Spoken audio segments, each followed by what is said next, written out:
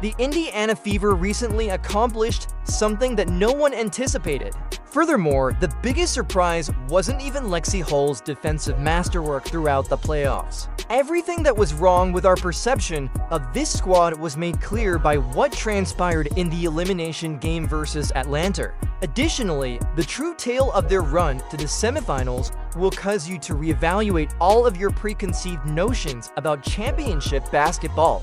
If you believe that this Fever squad can truly win it all this season, please leave a comment below before we go into the debate that is currently dividing the fan base. This is what you won't learn about that game from the mainstream media. 3 wins. 6 players were out for the Fever, including their best players who were sidelined by injuries. And in some way, they not only survived, but also took control when it counted most. Despite being double-teamed all the time, Kelsey Mitchell scored 24 points. However, that isn't the startling aspect. The startling aspect is what Lexie Hull did to Ryan Howard, which even the Atlanta analysts said it was blatantly biased officiating. You can see Hull playing flawless defense with his hands straight up and never touching Howard if you watch any replay of that theft in the closing minutes. She was called for a phantom foul earlier, though, and that almost made all the difference. When the referees attempted to give Atlanta this game, Indiana responded, "Absolutely not." However, that wasn't the only way a team with half of its roster absent embarrassed a healthy Atlanta team at home. Aaliyah, while playing essentially with one arm tied behind her back, Boston managed to put up 14 points, 12 rebounds, and 6 assists despite being hammered in the paint the whole night and attempting shots that would have sent most players to the locker room. The referees consistently swallowed their whistles when Atlanta delivered her aggression, which was on the verge of violence. In the meanwhile, there would be an immediate whistle if an Indiana player breathed to forcefully close to an Atlanta shooter. Even unbiased fans on social media were pointing out the bias in real time since it was so blatant. Everyone watching would be shocked by what transpired next because Stephanie White made a coaching choice that totally changed the course of events. She substituted Brianna Turner, who hadn't been in the starting lineup all season, for players who were being singled out by the referees. Turner continued to defend the paint without receiving any contentious foul calls. It seemed as though the referees were unable to call phantom fouls on a player they had not game planned against. This was more than just astute coaching. It was revealing the preconceived narrative that Atlanta was meant to advance, which was shared by the entire officiating crew. The true controversy that isn't being discussed is how this game nearly didn't happen. According to people close to the club, some Fever players were coping with unspecified injuries that ought to have prevented them from playing at all.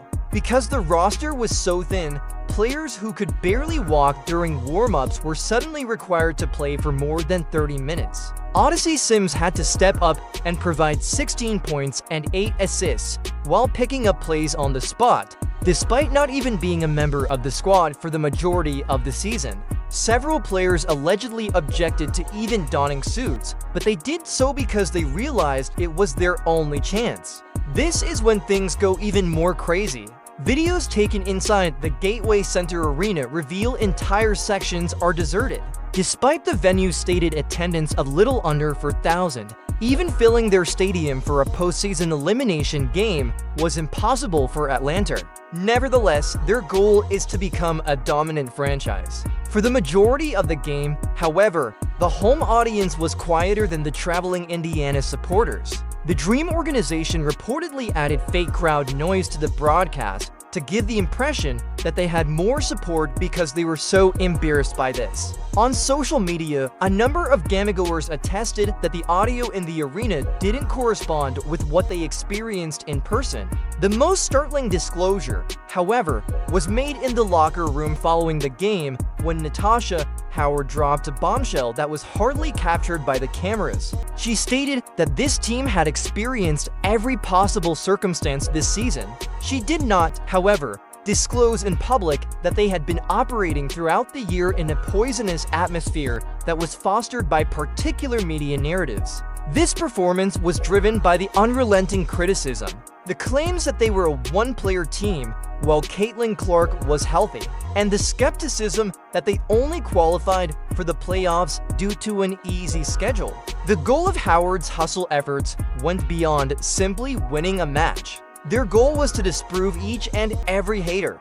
However, the whole tale is revealed by the statistical oddity that everyone overlooked. Despite shooting only 40% from the field, Indiana managed to outscore Atlanta by double digits in the last quarter.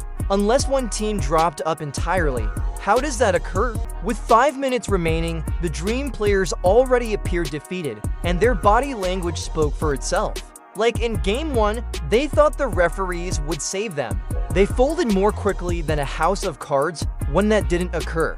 Their alleged star, Ryan Howard, vanished entirely during crucial moments as Lexie Hull produced defensive performances that would be remembered for years to come. The subsequent events involving the league administration only served to heighten the controversy around this. According to a number of reports, the WNBA was upset with the result since they had been counting on Atlanta to advance for promotional reasons. Before Game 3 even began, the Dream had already begun selling gear for the semifinals. They were so certain that the fix was in.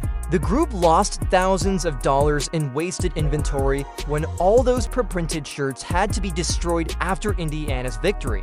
If you believe that the league should look into this blatant favoritism, please like and subscribe. This triumph was indeed amazing, as the injury report that was released following the game revealed. A lower body ailment that would often keep someone out of action for weeks was something Chloe Bai was playing through. It was nearly impossible for Ari McDonald to raise her shooting arm above her shoulder. Deiris Dantas has to get ongoing care for back spasms in order to remain upright. Due to her inability to control her appetite, Sydney Cousin, who had been fighting illness all week, dropped 10 pounds. It's crazy that any of these players even wore clothing to the match. Even though they were unable to contribute on the court, they all wanted to be there for their teammates. Here is what actually transpired during the last 2 minutes when the broadcast was not properly displayed. Atlanta had for different opportunities to tie or take the lead, with Indiana leading by only 3 points. Every time, it was role actors who came through in unexpected ways rather than the celebrities who made the stops. The last dagger was Lexie Hull's steal. However, the season was preserved by 3 additional defensive plays prior to then. A shot that appeared good from the broadcast angle was blocked by Turner. On a drive that, in 99% of cases, the referees call a foul, Mitchell stripped the ball. Despite hard contact that was not called, Boston changed a shot without fouling. Every one of those plays has a unique plot. And at this moment, we are discussing Atlanta in the semifinals. It appears that there was total commotion in the locker room in Atlanta after the incident. The players were accusing one another. In addition to missing tasks, coaches were yelling that someone had thrown equipment that had broken a wall in the dressing room. Arena employees shared videos of the damage on social media before they could be removed, despite the organization's best efforts to keep this private. This was more than just a loss-related disappointment. Deep issues within the Dream franchise that had been simmering all season were revealed by this total organizational collapse. Since they understood this was only the beginning, the celebration in Indiana was remarkably low-key. In her post-game remarks, which were partially recorded by a phone, Stephanie White disclosed that she had been reserving particular plays and tactics for this precise occasion throughout the season. She had been training for this situation since training camp and was aware that they would have difficulties and be undermanned. Atlanta's defense appeared to be very perplexed since the plays they ran in the fourth quarter had never been seen on camera before. This wasn't a coincidence or a stroke of luck. No one anticipated this brilliant long-term strategy. Nobody is discussing the enormous financial ramifications of this upheaval. Due to the assumption that hosting the semifinal games in Atlanta would bring in millions of dollars, local companies had already agreed to sponsorship agreements. They now face significant losses, and it has been reported that some sponsors are attempting to terminate their agreements by arguing that performance conditions have been broken. Conversely, Indiana just acquired unforeseen sources of income that may be used to pay for roster upgrades for the upcoming campaign. This single game might have had a long-term impact on both organizations' financial situation. However, this one fact completely alters our perception of the series. Video study reveals that the same referee crew officiated 3 prior Atlanta victories where comparable patterns appeared, including the Game 1 match in which Indiana received all those contentious rulings against them. This was not a case of terrible officiating at random. The league has neglected to address this blatant pattern of favoritism. Indiana's triumph is all the more remarkable given that they conquered this in Game 3. They accomplished more than simply defeat Atlanta. Together with the referees, the injury bug, and the league's favored narrative, they defeated Atlanta. However, the response on social media revealed something even more significant. Minutes after Indiana's win, some verified accounts with league ties began spreading stories about how Atlanta was the superior team who had a rough night. When Indiana was being plundered in Game 1, these same accounts had remained silent. Fans began tracking the time of these posts and discovered that they all occurred within a 5-minute interval, indicating a concerted PR strategy that backfired spectacularly. The planned attempt to downplay Indiana's accomplishment was so evident. Nobody anticipated Kelsey Mitchell's admission of her 19 points in the first half. After the game, she acknowledged that she had been driving more than usual because of a hand injury that had been affecting her shooting grip. She really just had one good hand, so it's completely crazy that she was still able to score 24 points. Mitchell reportedly told the medical staff that she would sooner retire than miss an elimination game, despite their recommendation that she wait out. This Indiana team has the kind of heart that is impossible to quantify with numbers. Nobody anticipated the additional degree of controversy brought on by the venue predicament. Inexplicably, Gateway Center Arena experienced shot clock issues during pivotal possessions that consistently seemed to favor Atlanta. The Dream would have more time to put up plays because the clock would either arbitrarily add extra seconds or fail to start right away. The second half alone saw this occur at least 4 times. The players from Indiana were obviously irritated each time, but they were unable to contest it without running the risk of receiving a technical foul. Whether this was deliberate manipulation or merely convenient ineptitude, the league must look into it. Aaliyah Boston was essentially playing against 3 defenders on every possession, which makes her performance even more remarkable. Atlanta's strategy was to beat her up early and frequently in the hopes that she would grow passive or irritated and commit fouls. Rather, she took in everything they threw at her while maintaining control over the glass when it was most important. Her 6 assists demonstrated a basketball IQ that most veterans lack by attracting many defenders and locating open teammates. This game wasn't just good. This indicated that she was prepared to serve as the mainstay of a winning squad. There have been no reports of the travel incident that nearly caused everything to go awry yet. Players had to wait for 45 minutes in the sweltering heat of Atlanta when Indiana's team bus broke down en route to the arena. When they got there, they had barely time for appropriate warm-ups in less than an hour before tip-off. While the national anthem was playing, some athletes were still donning their uniforms. This one is all the more astonishing because they managed to overcome this extra obstacle and still prevailed. Despite having every edge, Atlanta was unable to seal the deal.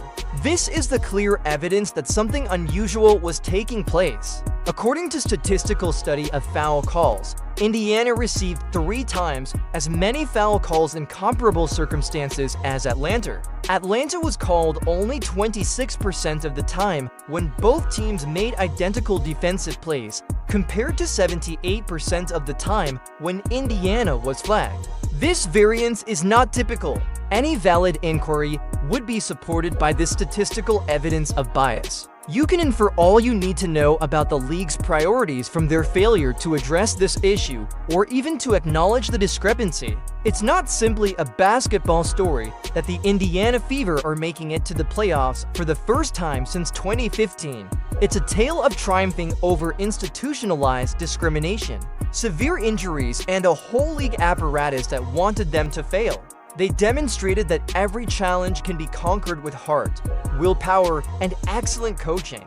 This team no longer only plays for victories. They are playing to draw attention to all the issues with the WNBA's behind-the-scenes operations. If you believe that this Fever team has what it takes to win the entire tournament and stun the world, please comment below, because I would no longer be surprised by anything after what they just did.